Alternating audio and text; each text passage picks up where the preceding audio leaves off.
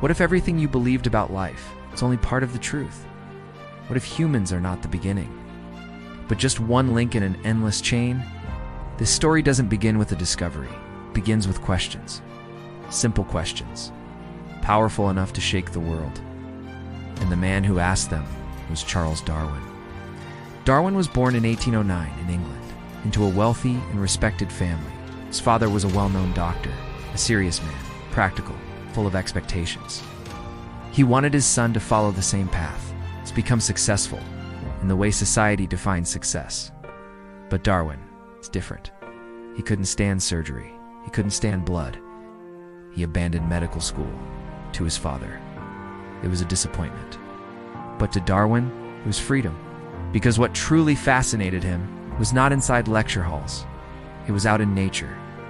He collected beetles, observed birds, quietly watched the world, small things most people ignored. But those small things were shaping an extraordinary mind. In 1831, an unexpected opportunity appeared. Darwin was invited to join a scientific voyage aboard the HMS Beagle at the time. He was just 22 years old. No fame, no achievements, only one thing: curiosity. The journey was supposed to last 2 years, but it lasted nearly 5. And during those 5 years, Darwin didn't just travel around the world, he traveled deep into the nature of life itself. He studied ancient rock formations, fossils of creatures long gone, as if they were telling a story about Earth's distant past. Story humanity had never fully understood. The ship reached the Galápagos Islands. Darwin had no idea this place would change everything. These islands were isolated, cut off from the rest of the world, and that isolation created something unusual. The finches looked almost identical, yet their beaks were different. Some were thick, built to crush seeds. Others were sharp, perfect for catching insects. It wasn't random, it was adaptation. Giant tortoises also carried the signature of their environment, as if each island had shaped its own version of life. And for the first time, Darwin began to realize life is not fixed. Back in England, Darwin did not rush to publish anything. He thought quietly for years. He read, he wrote, he analyzed every detail, and slowly an idea took form.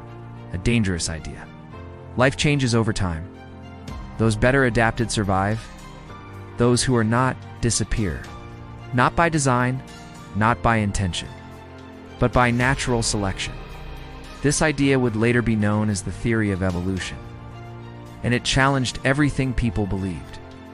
In 1859, Darwin published his book On the Origin of Species, and the world was never the same. Some called him a genius, others called him dangerous.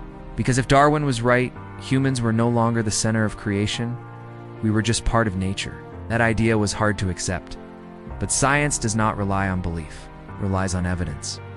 And over time, the evidence became undeniable. Today, Darwin's theory forms the foundation of modern biology. It helps us understand disease, genetics, life itself.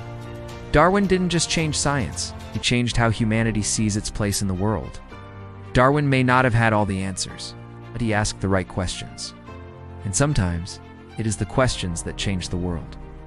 We are not separate from nature. We are part of it. And the story of life is still being written.